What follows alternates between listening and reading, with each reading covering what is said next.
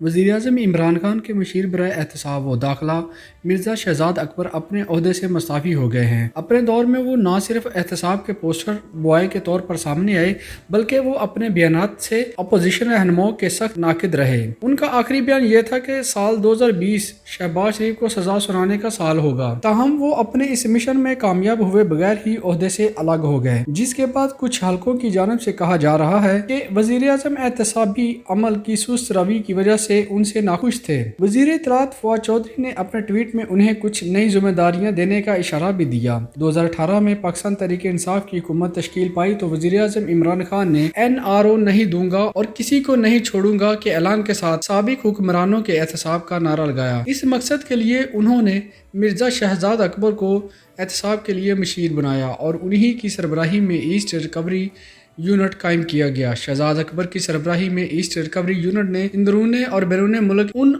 एहसासात को ढूंढने का काम शुरू किया जो पाकिस्तानियों ने अपने बजाय अपने अहले खाना या किसी और के नाम पर बना रखे थे। ईस्ट रिकवरी यूनिट ने शहबाज शरीफ समेत मुतादिद अफराद के खिलाफ मनी लॉन्ड्रिंग के मुबैना सबूत भी जमा किए और नैब और FIA को फराहम किए, लेकिन ईस्ट रिकवरी यूनिट किसी के खिलाफ कुछ भी साबित करने में नाकाम रहा। ईस्ट रिकवरी यूनिट ने एक शिकायत पर जस्टिस काजी फाइज ईसा के खिलाफ तहकीकात की और जस्टिस काजी फाइज ईसा के खिलाफ एक रेफरेंस सुप्रीम जुडिशल काउंसिल को भेजा था। ये रेफरेंस सदर मुमलकत डॉक्टर आरिफ अलवी की तरफ से भेजा गया था, जिसमें ये इल्जाम आयद किया गया कि फाजिल जज ने 2011 और 2015 के दौरान अपनी बीवी और बच्चों के नाम लंदन में 3 जायदादें लीज पर हासिल की, जिसको इन्होंने अपने गोशवारों में जाहिर नहीं किया। जस्टिस फाइज ईसा ने इस इल्जाम की तरदीद करते हुए कहा कि वो इन जायदादों के बिल वास्ता या बिला वास्ता बेनिफिशियल ऑनर नहीं है। काजी फाइज ईसा ने रेफरेंस के खिलाफ सुप्रीम कोर्ट में पिटीशन दायर की। अपनी पिटीशन में काजी फाइज ईसा ने बयान किया कि अनासर किसी भी सूरत में उनको उनके आईनी ओहदे से हटाना चाहते हैं। उनका मौक़िफ़ था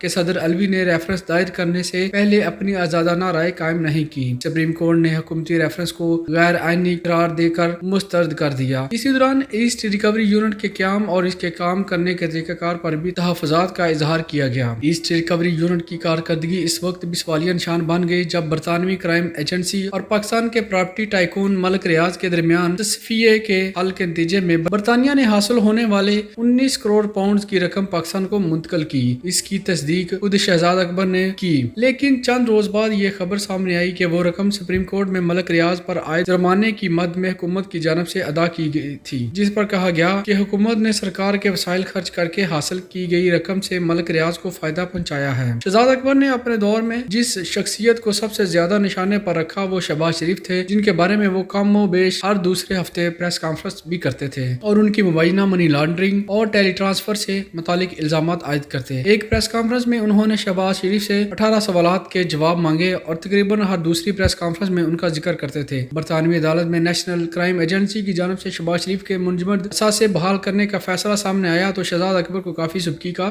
सामना करना पड़ा। वो अक्सर उस फैसले पर वजाहतें देते रहते थे। इसी तरह ब्रॉडशीट केस के मामले पर शहजाद अकबर को तनकीद का निशाना बनाया गया। ताहम उन्होंने मुतअद्दिद मरतबा वाज़ेह किया कि मौजूदा हुकूमत का ब्रॉडशीट के साथ वर्किंग रिलेशनशिप नहीं है। ब्रॉडशीट मामला परवेज मुशर्रफ दौर का था। हाल ही में जस्टिस काजी फाइज ईसा की अहलिया सरीना ईसा ने नैब में दरखास्त दायर की थी, जिसमें उन्होंने शहजाद अकबर और वजीर कानून के खिलाफ तहकीकात का मुतालबा किया है। शहजाद अकबर को कौमी असम्बली के फ्लोर पर अपोजिशन की जानब से हमेशा तल्ख सवालात का सामना रहा है। बिलखसूस मुस्लिम लीग नून की तर्जमान और रुकने कौमी असम्बली मरियम औरंगजेब उनसे ईस्ट रिकवरी यूनिट की कारकर्दगी से मुतालिक सवालात करती और फिर दोनों रहनुमाओं के दरमियान एक दूसरे के खिलाफ बयानात का सिलसिला चल निकलता। आज से 1 साल कबल शहजाद अकबर ने कौमी असम्बली को बताया था कि ईस्ट रिकवरी यूनिट पर 4 करोड़ 70 लाख खर्च हुए, 3,339 अरब 30 करोड़ की रिकवरी की गई और 318 अरब की बैरून मुल्क असासों का सुराग लगाया गया।